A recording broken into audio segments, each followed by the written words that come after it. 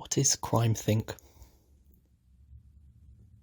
A spectre is haunting the world today. The spectre of crime think, and the underground front which heralds it. In every corporate washroom, on every street corner, under every roof from the ghettos to the suburbs, you can hear the whispers. What is crime think? Who are they? What do they want? These questions can be approached, if not answered. Crime think is significant for what it is not. It is not a membership organisation. It is not an elitist vanguard that purports to lead the masses out of darkness to salvation. Experience has shown 1,000 times that such parties are the social forces that create masses. And it is not a movement either, for such things only exist as a part of history, and as such are subject to its laws: gestation, ascendance, decline. As crime think is a force that exists beneath the currents of history, outside the chain of events, crime think is the first stirrings of a revolt that will take us all out of history. Crime think is invincible because it is centerless, amoebic, invisible. Who is crime think? It could be anyone. The woman on the bus next to you could be one of us. Perhaps an autonomous crime think nucleus is at play in your town as you read this. Perhaps you will form one when you're finished reading.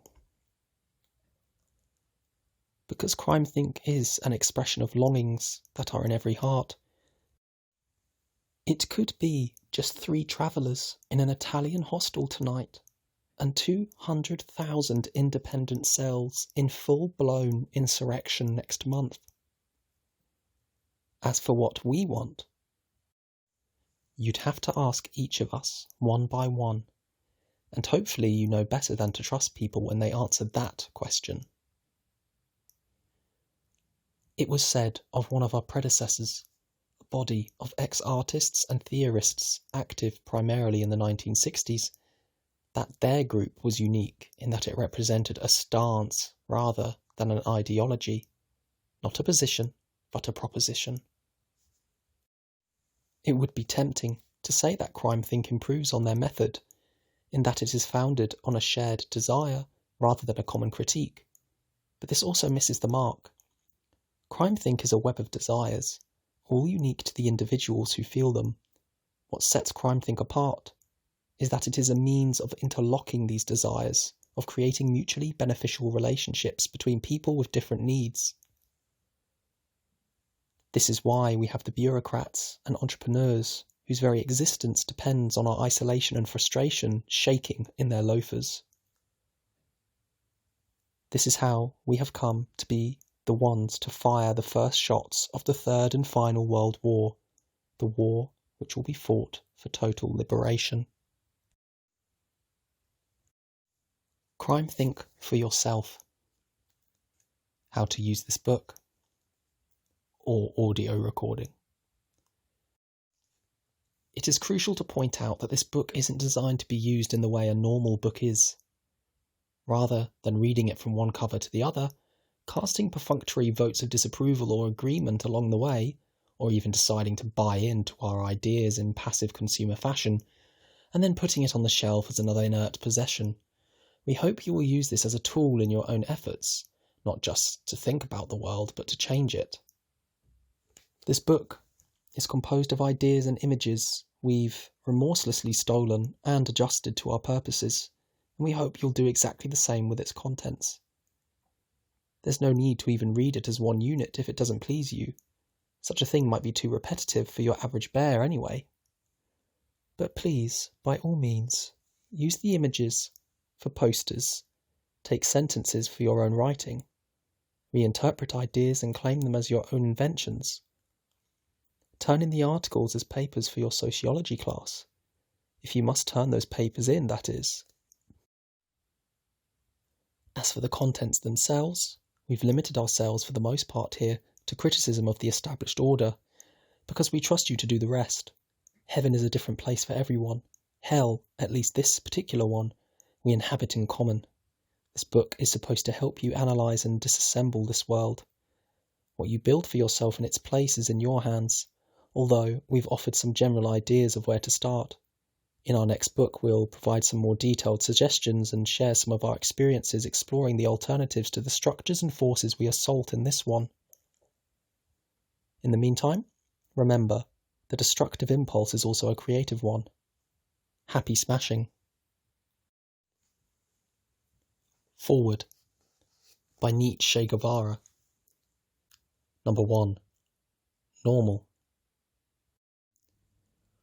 People from the rapidly splintering mainstream of society in Europe and the United States today take a peculiar pleasure in considering themselves normal. In comparison to legal offenders, political radicals, and other members of social outgroups, they treat this normalcy as if it is an indication of mental health and moral righteousness, regarding the others with a mixture of pity and disgust. But, if we consult history, we can see that the conditions and patterns of human life have changed so much in the past 2 centuries that it is impossible to speak of any lifestyle available to human beings today as being normal in the natural sense, as being a lifestyle for which we adapt over many generations.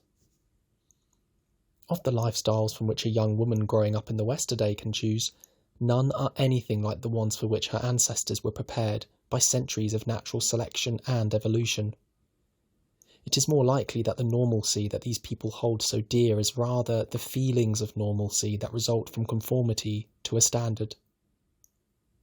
Being surrounded by others who behave the same way, who are conditioned to the same routines and expectations, is comforting because it reinforces the idea that one is pursuing the right course. If a great many people make the same decisions and live according to the same customs, then these decisions and customs must be the right ones. But the mere fact that a number of people live and act in a certain way does not make it any more likely that this way of living is the one that will bring them the most happiness.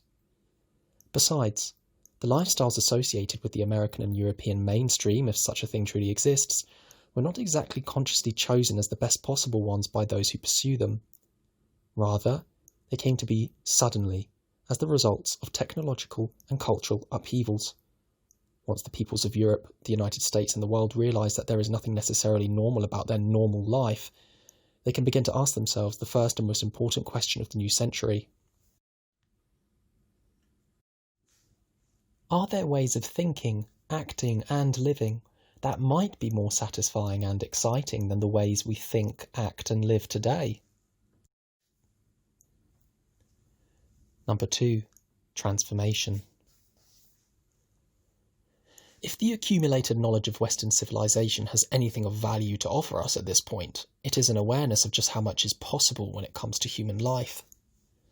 Our otherwise foolish scholars of history and sociology and anthropology can at least show us this one thing, that human beings have lived in 1,000 different kinds of societies, with 10,000 different tables of values, 10,000 different relationships to each other and the world around them, 10,000 different conceptions of self.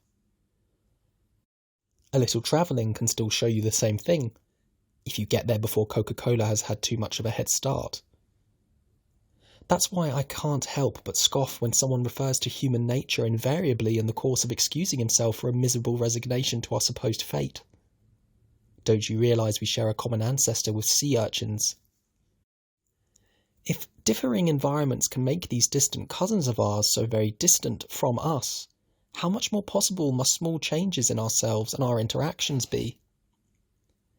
If there is anything lacking, and there sorely is, most will admit, in our lives, anything unnecessarily tragic or meaningless in them, any corner of happiness that we have not yet thoroughly explored, then all that is needed is for us to alter our environments accordingly. If you want to change the world, you must first change yourself, the saying goes. We have learned that the opposite is true. And there is another valuable discovery our species has made, albeit the hard way. We are capable of absolutely transforming environments.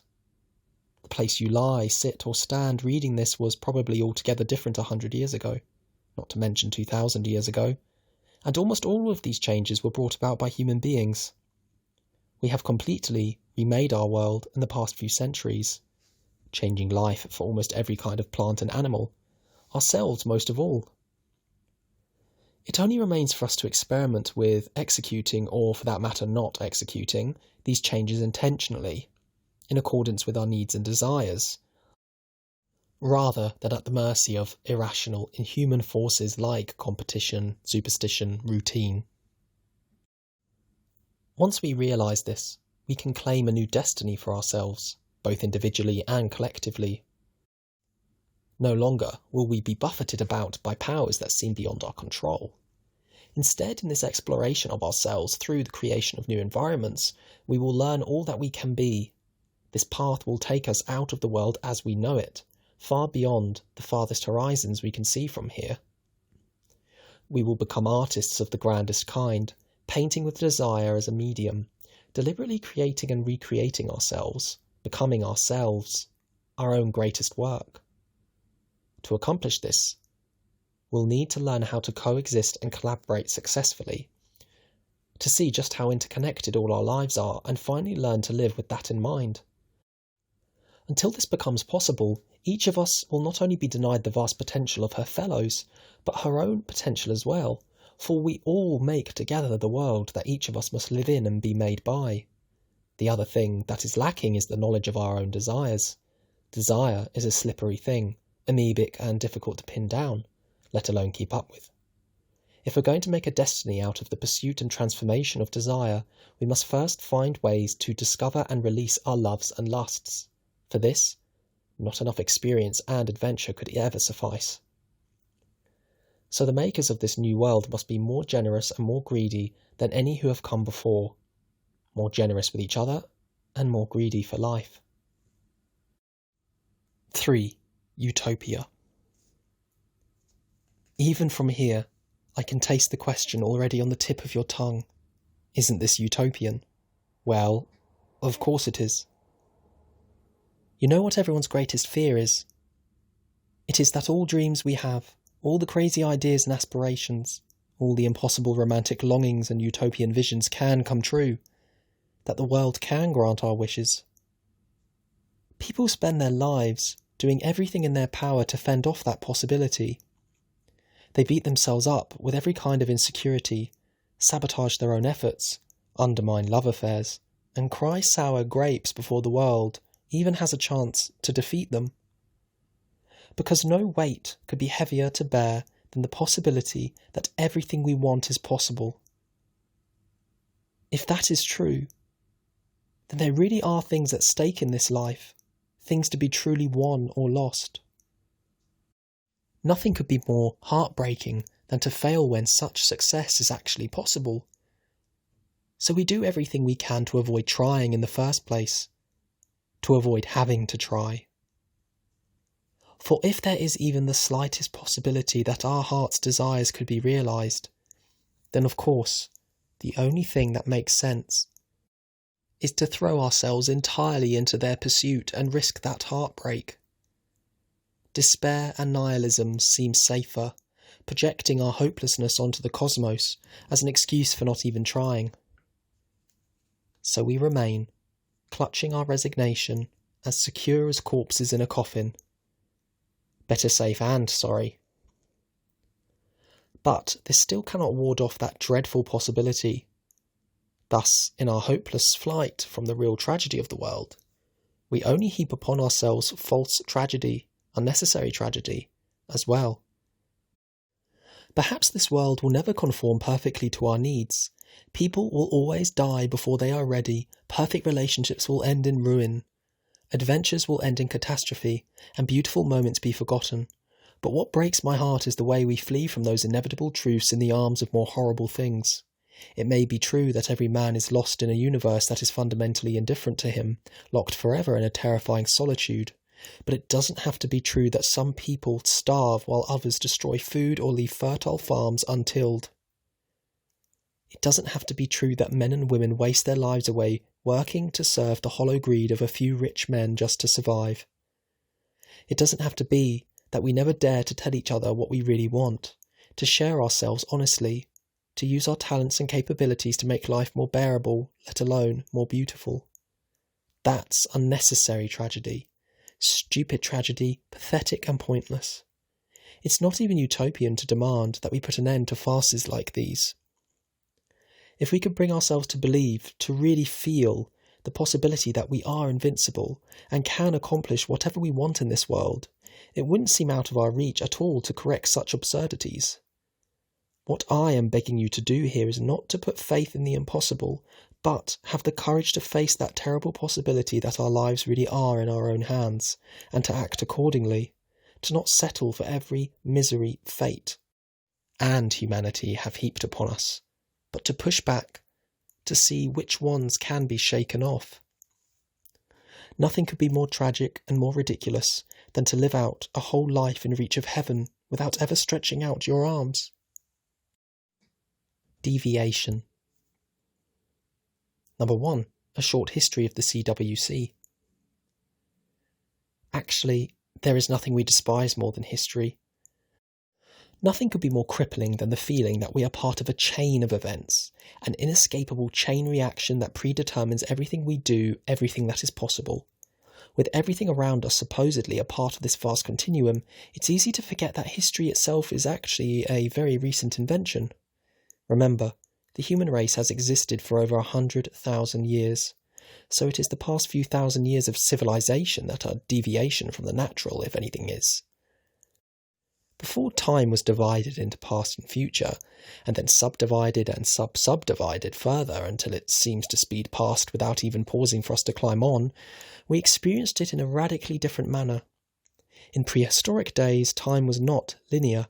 It could begin afresh as the sun rose on a beautiful spring morning, pause for an eternity as your lover kissed and nibbled your thighs, and end abruptly upon the death of your child.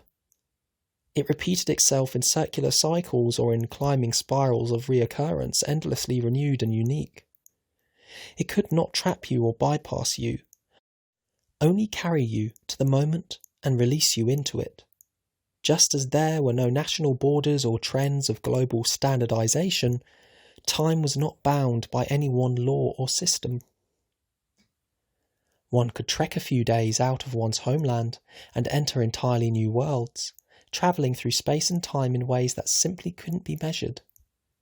You may have noticed that while the moments of great upheaval and suffering in your life are burned into your memory forever, your experiences of bliss seem to slip through the net.